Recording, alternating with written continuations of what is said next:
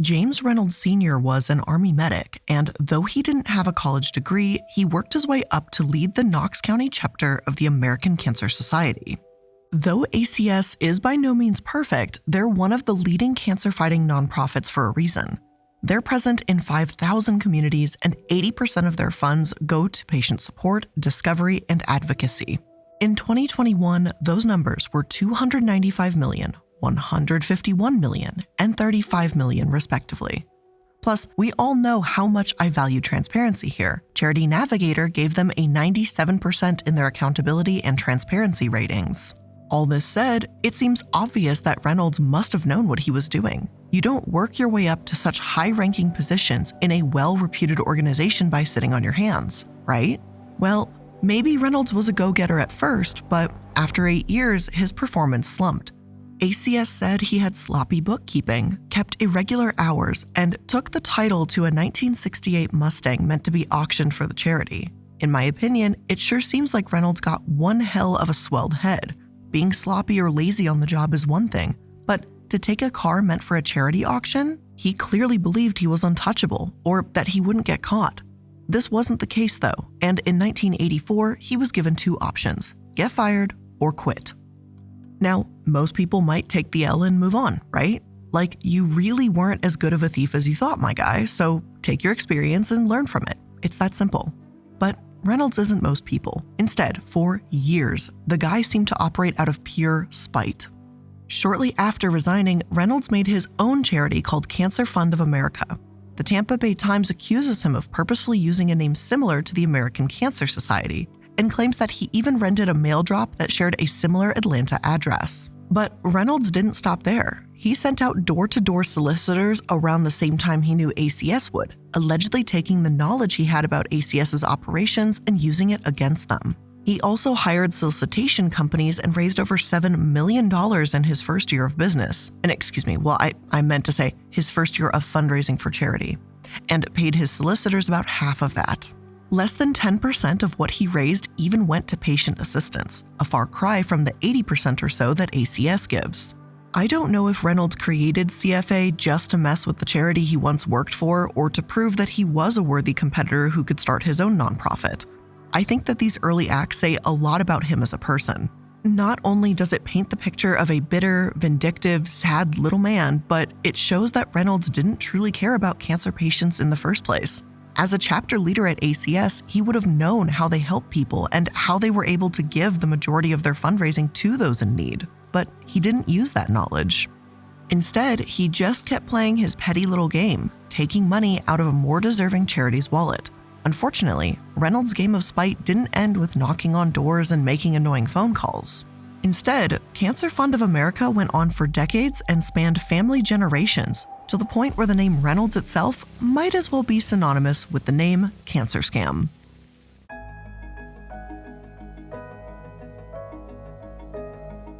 Hello and welcome to the Corporate Casket. I'm the Illuminati, and today we're going to be talking about the Cancer Fund of America and the Reynolds family.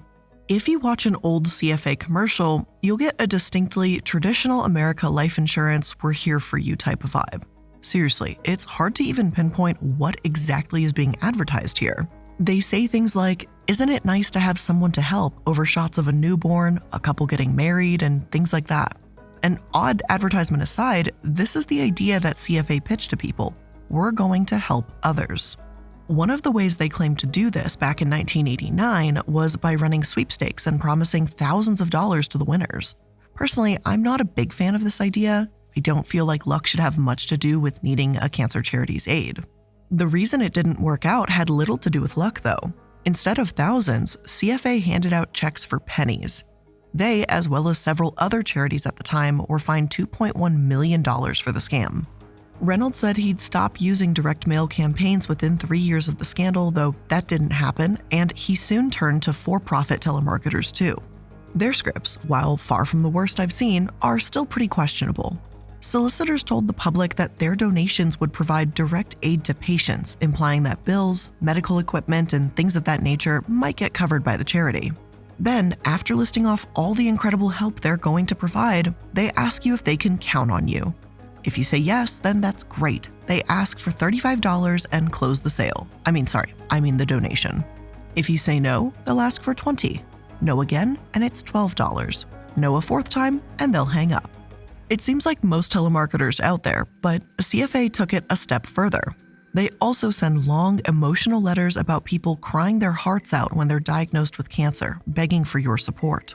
The letters are even signed by Reynolds Sr., assuring donors all the money sent is going to help people with cancer, so it has to be true. But yeah, this is just definitely preying on someone's good nature. But it's for a good cause, they say, right? Like, they want to buy medical equipment after all. If I told you directly that XYZ organization is going to be providing direct aid to someone with cancer, you'd hope that that aid would be something these patients needed. Hell, hopefully that would go without saying. I mean, it would be massively insulting if an organization meant to help those with cancer sent them virtually useless junk. And I'm talking plasticware and kids' toys. And I get it, someone might go, oh, but kids have cancer too. These are adults. I'm not talking about children with cancer, I'm talking about adults with cancer being sent kids' toys and plasticware, because for some reason, a plastic fork is apparently exactly what you need. According to Carol Smith, that's exactly what they did. She reached out to CFA in the mid-2000s or so as her husband was dying of cancer. She told the Tampa Bay Times that the box they sent was, in a word, disheartening. Quote, "It was filled with paper plates, cups, napkins, and kids' toys," the 67-year-old Knoxville, Tennessee resident said. "My husband looked like somebody slapped him in the face. I just threw it in the trash." Because nothing quite says we're here for you like a box of paper plates and napkins.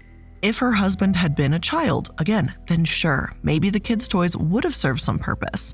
But as it stands, the CFA's idea of helping is upsetting, and I think even that's an understatement.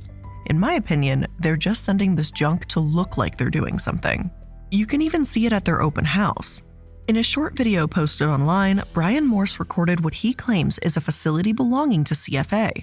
I can't really confirm the validity of the source from the, faint audio of a worker speaking to a couple that is at least what it seems to be, but again, not super sure, but that's what it's labeled as. Now, in these 2 minutes, what you can see looks like, well, junk. It literally looks as if CFA simply bought the cheapest things they possibly could get their hands on, wholesale, and then they ship it out to give the illusion of doing something. Even if the source of the video can't be confirmed, the Tampa Bay Times has said the same thing. Reynolds depended on businesses to donate everything from underwear to screwdrivers, and he'd package the surplus goods and then send it all out to cancer patients and other nonprofits. Reynolds did pay for the shipping costs, but that's pretty much all he actually paid for. The items were donated. And then there's donations that he's receiving too, so it's really just paying for shipping. And when you don't have a ton of overhead as a charity, I guess those millions and millions that are left over could just go right into his bank account and his family's bank accounts, all while CFA creates the illusion of action. Look, are screwdrivers handy? Sure. Do we all need underwear? Yeah. But I'm pretty confident in saying that when someone is struggling through their darkest moments, they're not going to be worried about a screwdriver and paper plates. If Reynolds really wanted to help, pay some medical bills. Offer home-cooked meals and medical equipment, the dire needs that someone with cancer might actually have. Attorney generals from Pennsylvania and Connecticut said that back in the 90s, some of these goods were nearly worthless, like the outdated vegetable seeds and damaged books that CFA gave to people in hospice. But I shouldn't really be surprised. We've already established that Reynolds simply does not care, and now we're just proving it. But let's move on. The CFA doesn't spend money on helping people, so where exactly does that money go?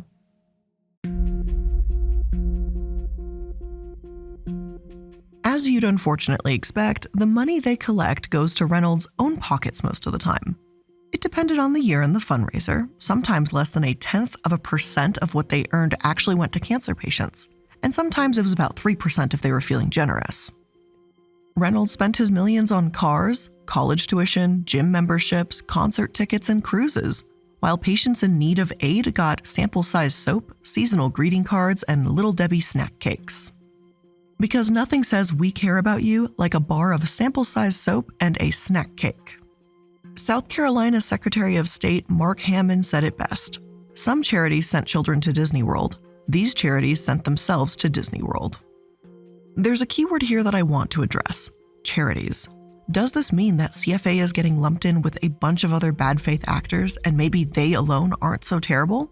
Well, Not at all. And in fact, it's quite the opposite. Here's what I find so particularly malicious about Reynolds' actions. You see, he realized that what he was doing was working. He exploited the name of a charity that was far more reputable than his own, raked in the millions, and flew under the radar for years.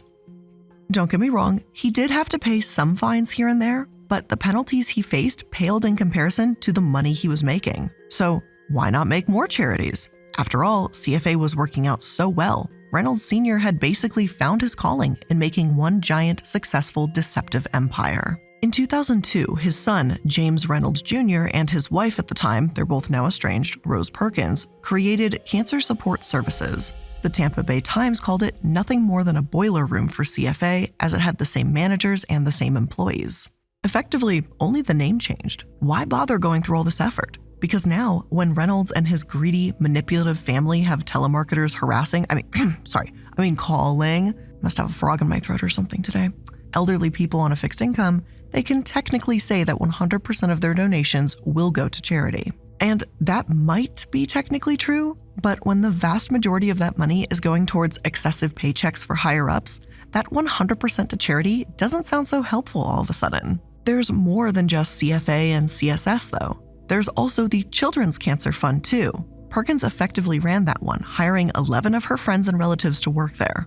According to Tampa Bay Times, between 2008 and 2012, the charity paid those employees more than twice what it provided in financial assistance to young cancer patients. She also doled out massive bonuses twice a year, regardless of employee performance. Now look, I'm not saying that executives at cancer charities should not be paid or shouldn't have, some kind of salary in general. But when the whole purpose for your existence, helping children with cancer, seems to come second to executives' paychecks, then something got messed up somewhere along the line.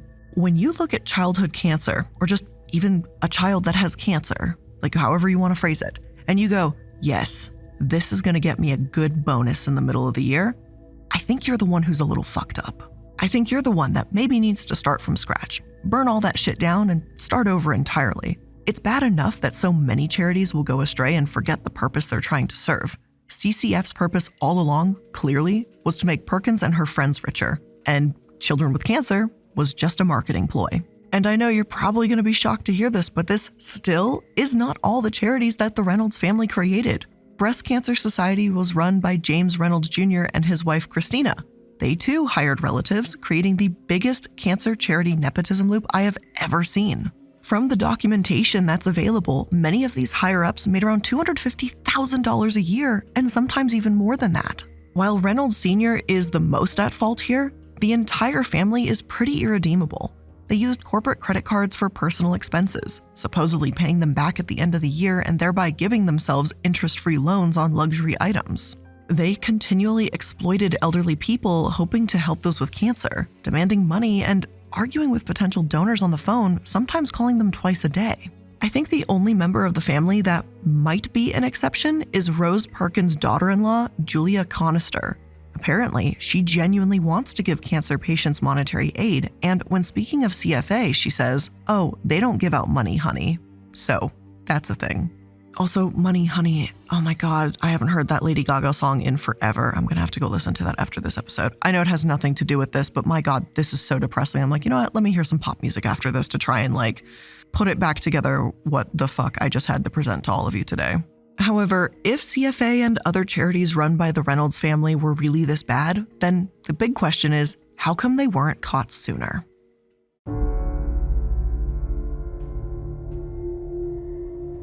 The American justice system is slow. That, for one, is a massive reason why I believe cancer scams such as this can go on for so long. Reynolds himself claims that he'd been working in the industry for 42 years. While some of that may include his actual legitimate time with ACS, he's still been very much committing fraud for effectively 3 decades minimum. You'd think that maybe he'd tell his son not to make obscene gestures at reporters asking questions about their charity if he has so much experience, but I digress. That's apparently just a quirky family fun trait. What's more infuriating about this is that no one was aware of his scams this entire time. On the contrary, between 1992 to 2007, 5 different states actually cited him for misleading donors. Knox News wrote about them in 2010, several years before Tampa Bay Times did their investigation. Knox News cited the organization's old tax returns and reported that the CFA headquarters were tucked into a secluded lot behind a Walmart filled with random medical supplies like over-the-counter cough medication, personal hygiene items, and DVDs of Japanese cartoons. They painted the picture of CFA that we've come to know thus far, a mismanaged, chaotic mess designed to benefit those at the top and no one else. But Knox also gave them the benefit of the doubt too, which I don't think they should have. One employee there, Steve Lewis, even spoke to reporters about the warehouse, stating, "A lot of this stuff doesn't help cure cancer, but it helps them for a little while." Lewis justified CFA's reasoning for sending children's games to grandparents, saying that it would make a good gift for any of the grandkids on holidays. Knox also included the praise that CFA received from hospice care workers, who said that the everyday items stocked in the charity's warehouses are needed. After all, it's not as if underwear, gloves, and cough medicine have no value. It's great that CFA did provide this. It's just not close at all to the extent of the help they could provide or what they even promised. It goes beyond the scope of people reporting on them too. Reynolds had been fined on numerous occasions, but he just sees it as the cost of doing business, or as he calls it, charity work. He's downright told Knox News that you, quote, can't judge an organization by how much its fundraising costs.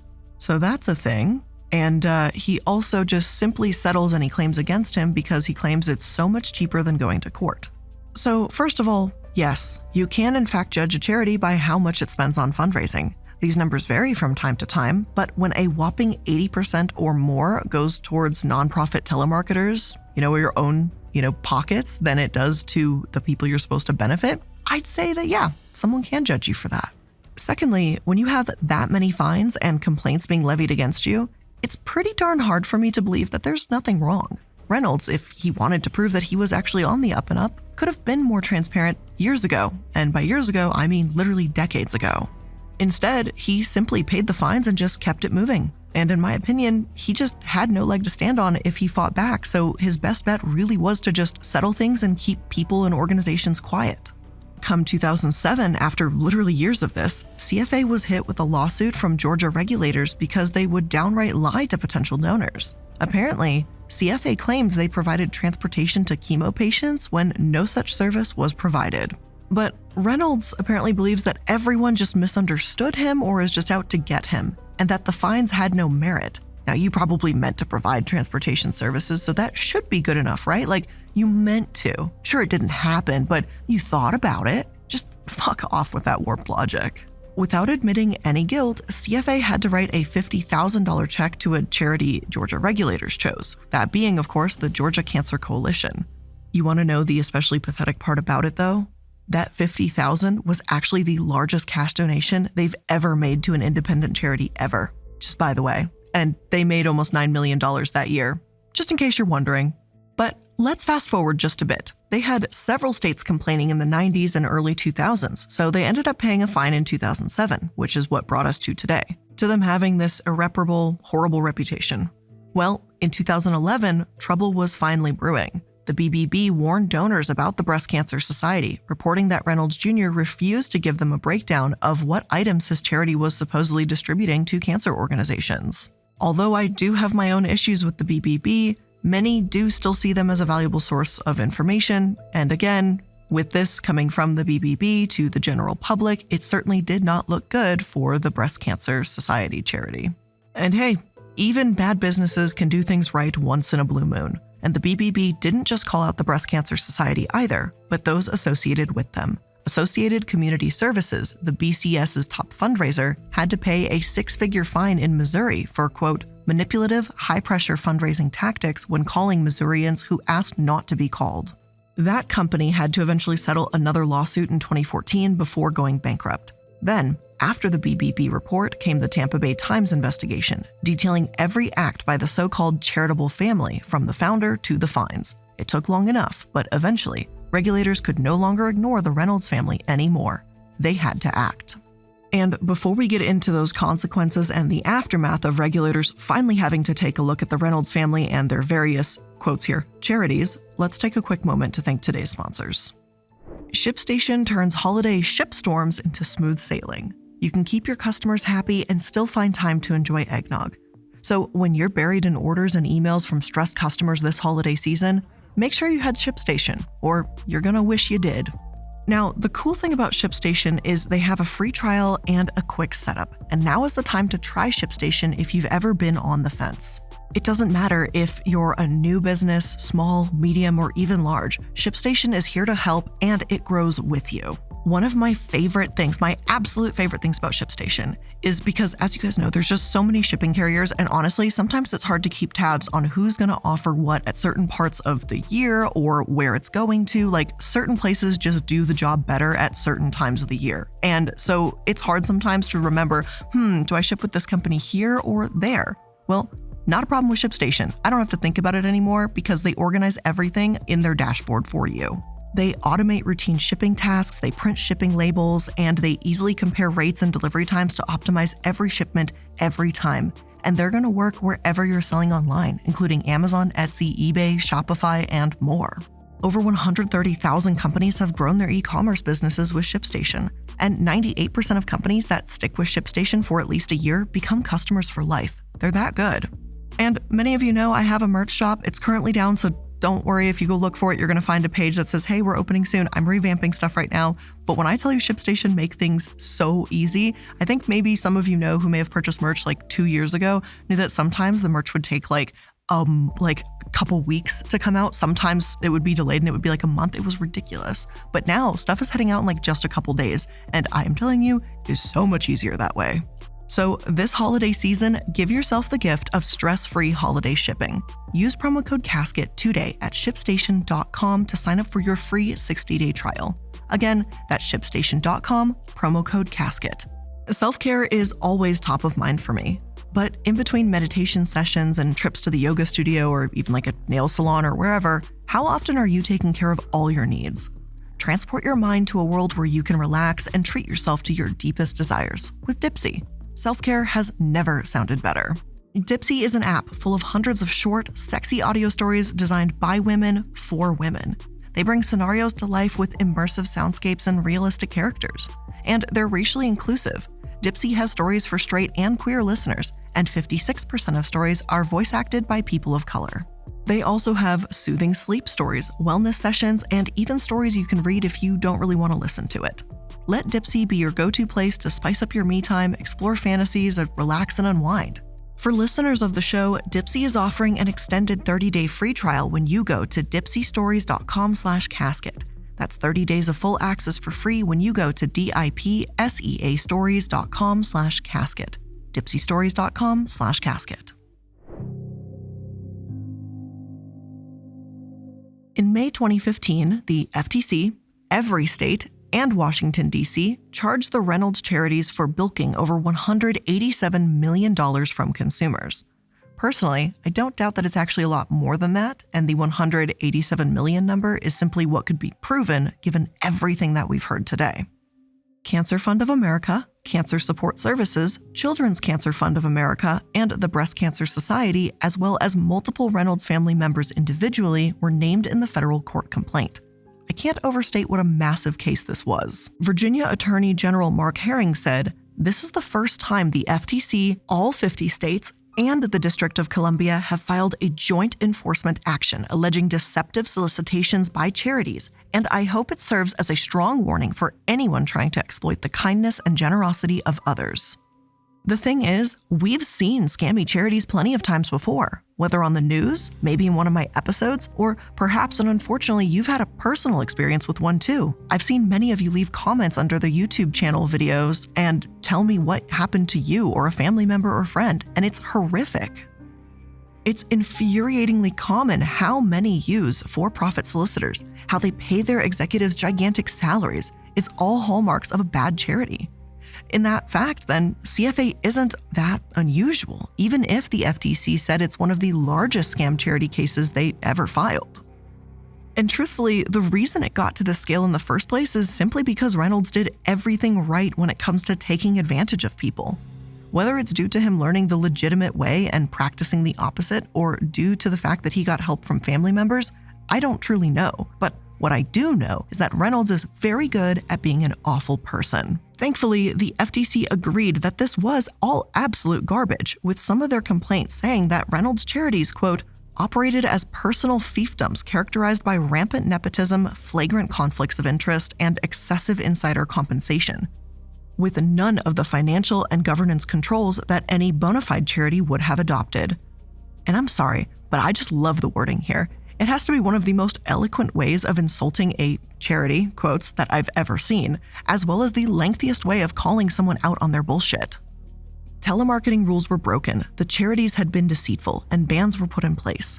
Unfortunately, it's not like much can really be done here either. Massive judgments were put in place for tens of millions of dollars, $30 million against Perkins and over $65 million against Reynolds Jr., but the money's not there. It's gone. It had already been spent on cruises and college tuition, dating sites, and a whole host of other random shit. Despite the FTC imposing these judgments, they also forgave them too. For Reynolds Jr., he only had to pay $60,000, not even 1/1000th of what he actually owed. So much for that strong warning, I guess. My bigger question here is, what kind of message does this actually send to scam artists that decide to create their own charities? Personally, I feel like the message is simply, hey, if you're going to run a decades-long scam worth potentially hundreds of millions of dollars, just be sure to spend that cash ASAP so they can't make you pay it back. Because that's effectively all that happened here. Any remaining assets from the charities and some personal assets were seized, plus Reynolds Sr. had been ordered to stay out of the charity business for life, but he was already kind of an old fuck at this point, so it's not like there's, much more work for him to do. He's already lived the best years of his life on other people's donated money. Apparently, included in those assets were collector-grade beer steins, 9mm pistols, 15 framed art prints, 5 Remington statues, and a pontoon boat, too. So yeah, boo-hoo, poor Reynolds. Now he enjoys the last couple years of his life without a pontoon boat. Oh, poor thing. Y'all must sympathize with him, yeah. Such a terrible life. And truthfully though, I have no doubt that he's still retiring in far nicer conditions than what he deserves, and he doesn't care, number one, and number two, it's probably still nicer than what a majority of Americans are going to retire to, if we ever retire at all, because it's starting to look like we're going to work ourselves into death, though that's a topic for a different episode entirely. At the end of the day though, these fines and then forgiving these fines and seizing assets and seizing a fucking pontoon boat or whatever, this isn't enough to make their victims whole, not by a long shot. And it doesn't make up anything that's been done. Reynolds lived the vast majority of his life in luxury because of these scams, and even now, this seems to be the worst consequence he'll ever face. While I am happy that these charities are finally dissolved, but without any real fierce enforcement in place, this is far from the only kind of case that would scare any scammer away. And in a really messed up way, I know I'm gonna have content for years to come because I have a feeling this is just going to repeat itself. I just believe someone is going to do this again because they go, I can literally steal millions of dollars from a charity for decades and I'm only gonna have to pay $60,000 and lose a pontoon boat? Yeah, that's worth it. I just know someone out there is gonna do it. They may even be doing it right now and we just don't know yet. All in all, as disappointed as I am in this ending, at least we have some sort of closure, even if it's not great. At least one pathetic, greedy family is out of the cancer scamming business, hopefully for good. So obviously, a little bit more opinion, obviously at the end there. Sorry if I got a little heated. It just, I don't know what it is about charities and people that scam charities that just upsets me so freaking much. And then, just tack it on top. Cancer charities, it's just insane to me that someone would manipulate and exploit the goodwill of people and using people with cancer as a marketing ploy. The fact that as a society, we actually even have to have cancer charities because we can't actually take care of our own population, whether that be with, fair wages and actual beneficial medical health system is insane. And then to have people that go, yes, I see some inadequacies here. Let me go ahead and just continue to exploit the ever-living fuck out of it. It's just disgusting. I hate these people. It's on sight if I see these fuckers. That is not serious for legal purposes. When I find scamming charities, I really love to bring this up because I think it's so important for everyone to know where money is going. I know many of you ask, where am I donating to charities? I'm actually going to start showing that very shortly because I do donate to about 12, I guess it's really closer to like 16 different charities every year. I forgot that with the candle company, we also have 4 more charities that we donate a portion of our proceeds to as well. And with the merch shop, I've always donated a portion of the proceeds to charity, but I guess I just never really realized that maybe like that's a really good opportunity to talk about who I donate to and why. So I'm adding also in this kind of revamp of the merch shop, a little like blog section where I'm going to talk about which charities I donate to, what I'm donating to for that month, and why. But anyway, with all of that being said, that's where I'm ending today's episode of The Corporate Casket. Apologies for a little bit of a ramble there at the end.